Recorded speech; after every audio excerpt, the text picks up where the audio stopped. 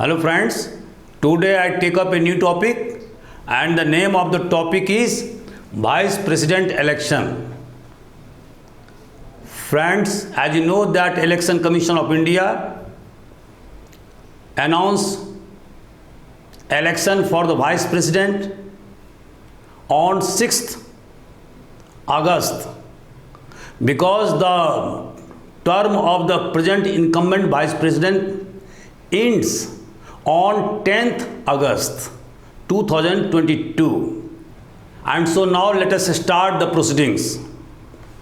My lesson plan includes why is it in the news, position of Vice President of India, election of Vice President of India, the present position of the Electoral College, qualification for being elected as Vice President, removal of Vice President of India, names of Vice President of India till now, and finally conclusion. So I shall cover this topic under these points. Friends, if you like my channel AJIS Academy Indore, please share and subscribe on YouTube. Why is it in the news? Notification of Election Commission for conducting the election of Vice President on 6th August was issued. July 19th is the last date for filing nomination. The term of incumbent Vice President ends on August 10th. Scrutiny of paper on July 28th. Position of Vice President of India in our Constitution. Friends, as you know that under Article 63, there is a provision for the post of Vice President of India. He is the ex officio chairman of Rajya Sabha, Council of States, under Article 64, but he has no right to vote. As you know that in case of tie, a Speaker of Lok Sabha has the right to casting vote. But in the case of the Vice President of India, he has no right to vote because he is not a member of Rajya Sabha. Vice President shall have all the powers and immunities of the President if he acts as the President on account of death, resignation, impeachment or ill health, according to Article 65 of our Constitution. S. Radhakrishnan and Muhammad Hamid Ansari were elected twice for the post of Vice Presidency. Krishnakant died before the expiry of his term. When Vice President acts as President, he ceases to perform the function of the ex officio chairman of Rajya Sabha, and the deputy chairman of Rajya Sabha takes over the function of the chairman of Rajya Sabha. V.V. Giri resigned from the post of Vice Presidency to fight election for President of India, and he successfully contested. Vice President is elected for 5 years, but he can also resign addressing to the President of India. He is also responsible for the protection of the rights and privileges of the members of the Rajya Sabha. He also decides whether a bill is a financial bill or money bill introduced in Rajya Sabha, and if found financial bill, he sends bill to a Speaker of Lok Sabha. Why? Because financial bill or money bill can only be introduced in Lok Sabha. Rajya Sabha has minimum power. It can keep money bill or financial bill only for 14 days and will have to send back to Lok Sabha with or without amendment. It is up to Lok Sabha to accept the recommendation or amendment of Rajya Sabha or not. Because Lok Sabha is not bound by the advice tendered by Rajya Sabha. So you see that Lok Sabha has exclusive power in matters relating to financial bill and money bill. Whether a bill is money bill or financial bill is decided by the Speaker of Lok Sabha and his decision is final. Election of Vice President of India. Friends, as you know that Vice President is elected by an electoral college consisting of the members of elected and nominated members of Lok Sabha and Rajya Sabha. Unlike President of India, the electoral college doesn't have the members of legislative assemblies of states. Moreover, in the election of the President of India, the nominated members of Rajya Sabha do not participate, while in the case of the election of Vice President, both elected and nominated members participate in the election. Election is held on the basis of proportional representation by single transferable votes like the President of India. No application of anti-defection law in the election of Vice President. Voting is conducted by secret ballot. Nomination of a candidate for election of Vice President must be supported by 20 electors as proposers and 20 electors as seconders. A candidate will have to deposit 15,000 rupees in Reserve Bank of India. Election Commission appoints Secretary General of either House of Parliament as returning officer for the conduct of election. Voters are required to give first, second, third and so on preferences on the ballot box for choosing a candidate. But first preference must be written. It is mandatory. Otherwise, votes cast would be illegal and would not be counted. A winner is required that he must get at least half of the vote cast plus one. If no candidate obtains required number of the first preference votes, the candidates with fewest first preference votes is eliminated and his second preference votes are distributed among remaining candidates in equal measures. The process is repeated until a candidate obtains the requisite numbers of votes. That means half of the vote cast plus one. Returning officer reports results to Election Commission of India and Government of India, and his name is published in the Gazette of India. All disputes arising in connection with the election of Vice President are resolved by Supreme Court of India, and the verdict of Supreme Court is final. If found guilty of malpractices in election, the Supreme Court can remove the Vice President from his post. The present position of Electoral College. Friends, as you know that at present, NDA led by BJP is in power and it has brute majority in Lok Sabha and also majority in Rajya Sabha. So according to this chart, what you see that in Lok Sabha, NDA enjoys 62% majority.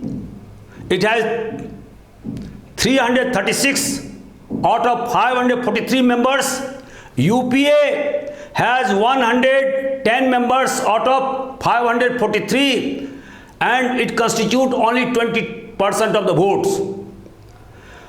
In Rajya Sabha, NDA enjoys 117 out of 241 members.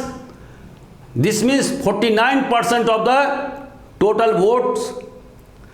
And UPA enjoys 25% of the total votes of Rajya Sabha, and it has got 60 members out of 241 members.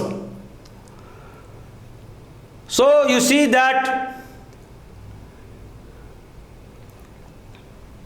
NDA has preponderant position of 58% of the total votes of Lok Sabha and Rajya Sabha, and UPA has 22% of the total votes of the electoral college. So it is certain that the nominee of NDA will get elected in normal course. Jammu and Kashmir Legislative Assembly was dissolved and President's rule had been imposed. All 4 Rajya Sabha seats of Jammu and Kashmir are vacant. So on account of the vacancy in Rajya Sabha or Lok Sabha, election of Vice President cannot be countermanded. No party declared its nominee for the post of Vice President till now. Qualification: if a person wants to become a Vice President of India, he must be a citizen of India, must have completed 35 years of age, must be qualified for election as member of Rajya Sabha, must not hold any office of profit, but constitutional functionaries like Governor, Prime Minister, Speaker, Union State Ministers can fight election for the post of Vice President. Once elected to the post of Vice President, it will be deemed that his earlier post has become vacant automatically. Removal of Vice President. Friends, as you know that Vice President can be removed by resolution of the Rajya Sabha passed by the majority of the total member of House and must be agreed by the Lok Sabha with a simple majority under Article 67B of our Constitution. Before moving resolution, a 14-day advance notice must be issued to the incumbent Vice President against whom removal proceeding can be launched. So his removal proceeding cannot be challenged in any court of law according to Article 122. So friends, we see that the cumbersome method that has been adopted for the impeachment proceedings against President of India has not been adopted in the case of Vice President, where a simple majority of the total members of Rajya Sabha and agreed by Lok Sabha with a simple majority will be sufficient for the removal of the incumbent Vice President of India. Names of Vice President of India. Friends, as you know that the first Vice President of India was S. Radhakrishnan, and he occupied this post for 2 terms from 1952 to 1962. Zakir Hussain 62 to 67, B.V. Giri 67 to 69, G.S. Pathak 69 to 74, B.D. Jatti 74 to 79, Muhammad Hidayatullah 79 to 84, R. Venkataraman 87 to 92, KR Narayanan 92 to 97, Krishnakant 97 to 2002, Bhairav Singh Shekhawat 2002 to 7, Mohammad Hamid Ansari 2007 to 17, Venkaiah Naidu 2072 onwards. So we see that S. Radhakrishnan and Mohammad Hamid Ansari occupied the post of Vice President for 2 consecutive terms. Krishnakant died before the expiry of his term. 6th Vice President became later on the President of India. Conclusion: Vice President is the second highest constitutional officer next to President of India in the order of precedence. No specific power have been assigned to Vice President of India. The post is created to fill the post of President who dies in office, incapacitated, impeached, or disqualified by Supreme Court for malpractices in election.